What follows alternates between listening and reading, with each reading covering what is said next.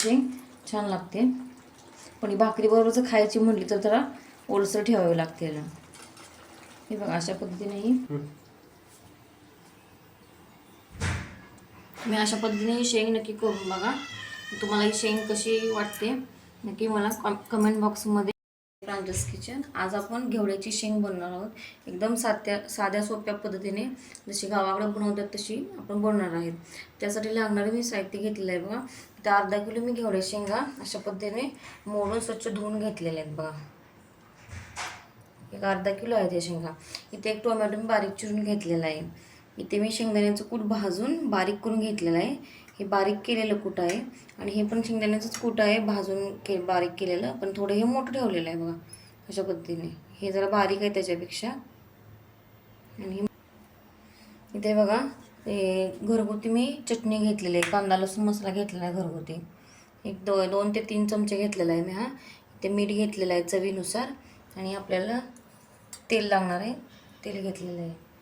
तर आता आपण शेंग बनवणार आहोत. इथे बघा मी कढई ठेवलेली आहे शेंग बनवण्यासाठी आणि इकडे बाजूला मी पाणी ठेवलेलं आहे गरम करत. आपण या शेंगामध्ये घालणार आहे पाणी. तर आपण बनवूया. पहिल्यांदा कढईमध्ये आपण तेल घालणार आहे. शेंग जरा जास्तच आहे आपली, अर्धा किलो. तेल चांगलं गरम झालं की आपण याच्यात टोमॅटो घालणार आहे. तेल बघा आता गरम झालेलं आहे. आपण गॅस बारीक करून घेऊया.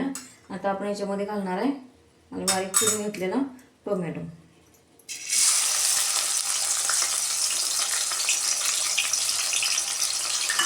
गॅस जरा बारीक करून घ्यायचा. टोमॅटो टाकल्यावरती तेल जास्त उडते नाही. टोमॅटो चांगला मऊ होईपर्यंत परतून घ्या त्याच्यामध्ये. टोमॅटो बघा इथं आपला चांगला एक मिनिटभर परतून घेतलेला आहे आणि चांगला मऊ झालेला आहे बघा टोमॅटो. आता आपण याच्यामध्ये शेंगा घालणार आहे. त्यामध्ये शेंग घालून घेऊया आपण.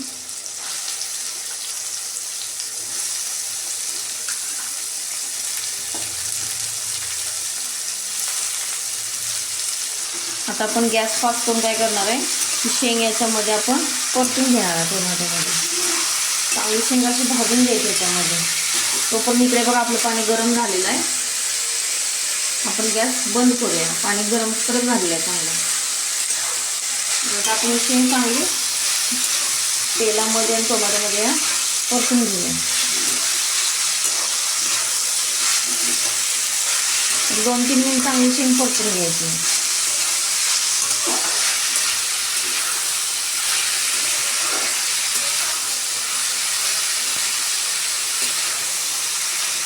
इथे बघा 2 ते 3 मिनिटं शेंग छान परतून घेतली आहे तेलामध्ये. आता आपण याच्यामध्ये काय घालणार आहे, चटणी घालणार आहे.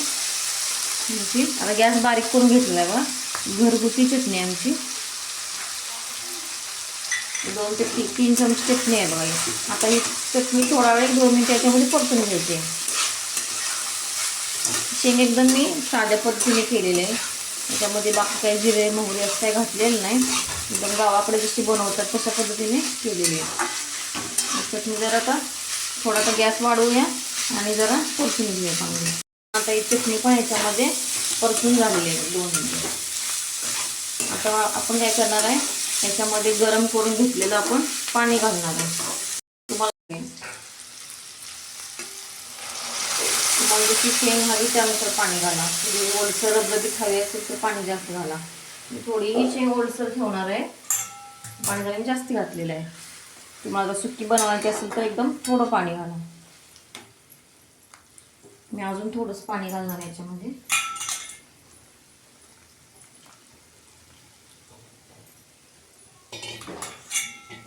शिजून पाणी घेऊनच कमी होणार अजून.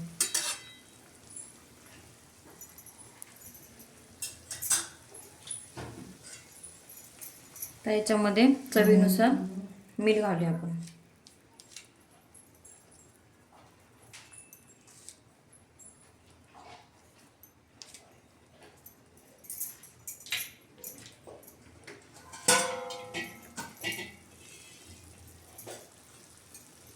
चांगली उकळी यायला लागली बघायला.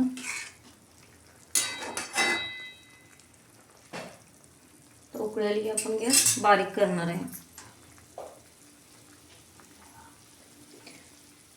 आणि त्याच्यावरती आपण झाकण ठेवून देऊया. त्याच्यावरती झाकण ठेवलेलं आहे. एक 6 ते 7 मिनटं झाकण ठेवणार आहे. नंतर आपण उघडून बघणार आहे. अजून जरा एक थोडा वेळ 2 ते 3 मिनटं आपण शिजवून घेऊया झाकण टाकून. इथे बघा आता 2 ते 3 मिनिट झालेत आणि आपण बघूया शेंग कशी झाली ती.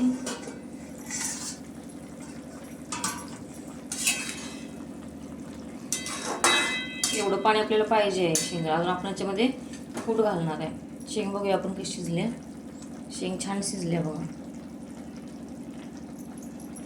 आता आपण याच्यामध्ये घालणार आहे मोठं कूट आणि बारीक कूट दोन्ही पण घालणार आहे आपण याच्यामध्ये.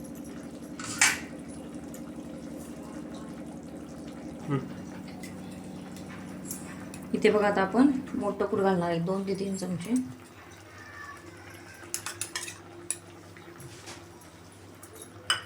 आणि बारीक कूट पण आपण 2 चमचे घालणार. मोठे चमचे 2.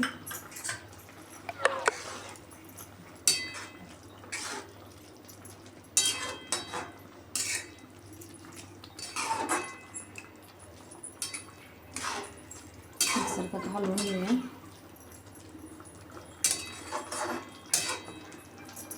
थोडा वेळ आपण याच्यामध्ये कुटास थोडंही घेऊन घेणार आहे.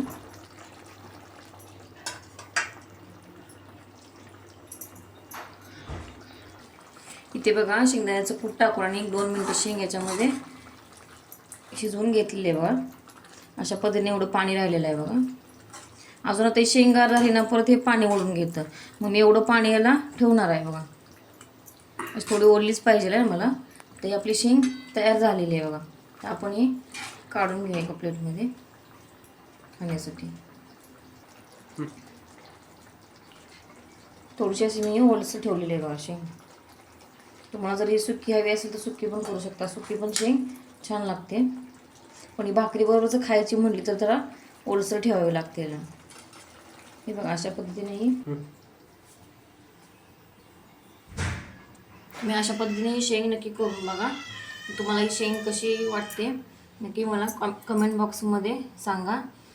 तुम्ही आमच्या रेसिपी पाहत राहा. शेअर करा, लाईक करा, सबस्क्राईब करा.